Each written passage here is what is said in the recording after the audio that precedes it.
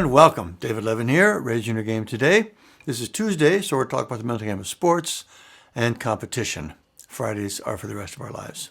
This week, I want to talk about Rory McIlroy and his big win at the Masters last week. I wanted to talk about it right at the time. Recording this about a week later, but we were heading out for vacation on that day, so I had to wait. But it was such a beautiful moment. It choked me up, actually, to think about what it meant for him. It was just fantastic. Rory was something of a prodigy when he came into the game, sort of like Tiger Woods. He joined the tour at 17. He's 34 now. Came up very quickly, won his first major within 3 years, went on to win all the majors except for this one, the Masters.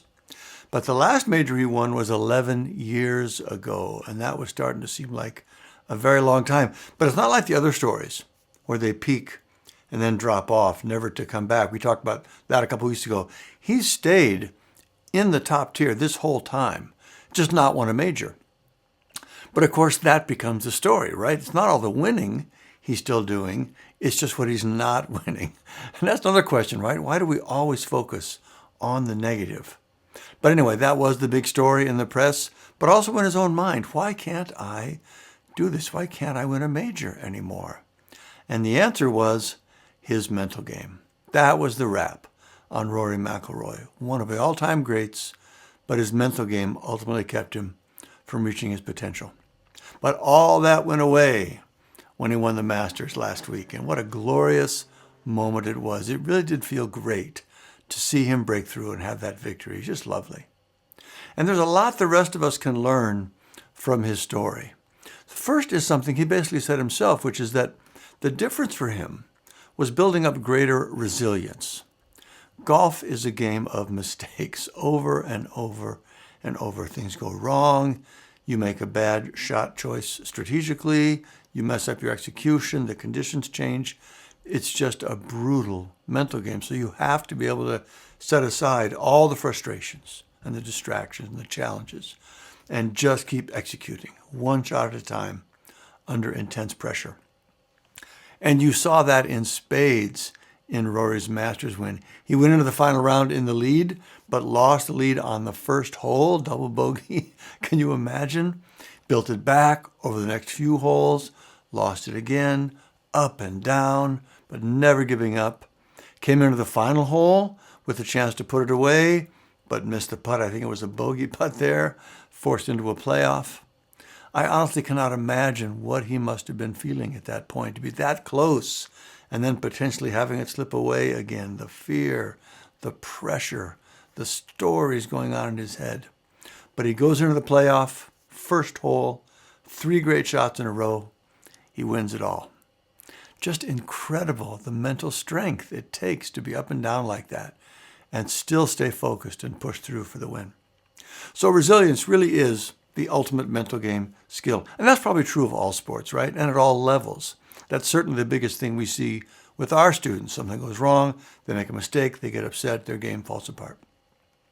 So there are a lot of pieces to resilience. There's focus, managing your thoughts, emotional self-regulation, reframing your experience. But at the end of the day, it all adds up to resilience as being the number one thing you need. And this is interesting too. When I think of athletes getting upset and having their mental game fall apart, I normally think about their execution. Like they're nervous or they're mad, they're distracted, and they just don't execute. Their body doesn't do what they know they should do in the moment. But listening to Rory, a lot of what he identified as his mental game mistakes were strategy choices. He'd have a bad hole. He would get sort of desperate to make up the lost strokes. That would cause him to make shot choices that ended up being a mistake and making things worse. It totally makes sense as I think about it, but that was a new angle on mental game issues for me. That was interesting. So that's another way to think about resilience. When we get upset, just in general, it tends to alter our thinking and make us more likely to make choices that wouldn't otherwise make sense. Like afterward, we would say, what was I thinking? Even though in the moment, it seemed like the right thing to do. You know what I mean? But resilience in this context means something bad happens, you don't let that happen. You instead stay clear-headed. In our training, we call it staying on level 4, and you keep making smart choices. So that's the first lesson. Resilience is the ultimate goal of mental game training. The next lesson is that you can't expect it to happen on its own. You're not going to wake up one morning and have the resilience you need any more than you wake up and have the golf swing you need, right? It's a skill that needs to be learned and developed and built up over time. Digging into Rory's story, he did a lot of work, working with the top sports psychologist. And I mean a lot of work. During the Masters, even, they talked every day after every round. That honestly blows my mind. I mean, obviously it worked. It's what he needed. It made the difference. It's fantastic. But of course, it's also true the rest of us have no chance of ever having that kind of support, right? So does that mean we can never have a strong mental game? Absolutely not. That's actually one of my main criticisms of standard mental game work. When you approach, like Rory did, in a typical sports psychology way, you end up dependent on the coach. You need to check in with them for every new situation, every new issue. Again, Rory, every single day in the middle of a major tournament. It's crazy to think about. Most of us can never do that. But the bigger point is we don't need to. 99% of the mental game problems athletes have can be handled on their own once they learn how the mental game works. Our students see measurable results in just a few hours of work, and once they get it, they can basically self-coach from then on, at least until they get into, truly elite levels of competition and pressure.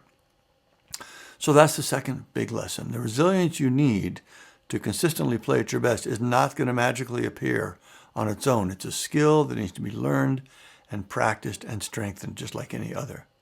That doesn't mean you have to work with a sports psychologist and go that route, spending all that time and money. A mechanics-based training can get you there surprisingly quickly and easily, but you do have to do something. You have to engage and work on this part of your game in an intentional way. Specifically, you need to learn how to shut down your negative thoughts and emotions in the moment so you can get out of your head and back in the game. Cognitive control, emotional self-regulation, impulse control. Those are the core skills of the mental game. So that's where you should put your focus to get the greatest results in the shortest time. If you'd like to learn how our programs teach those skills, check out RaiseYourGame.com. All right, those are the lessons from Rory McIlroy's great win at the Masters last week. Resilience is the ultimate mental game skill. To develop it, you need to work on it, just like any other skill. Let me know if you have any questions. Otherwise, keep up the good work. I'll see you next time.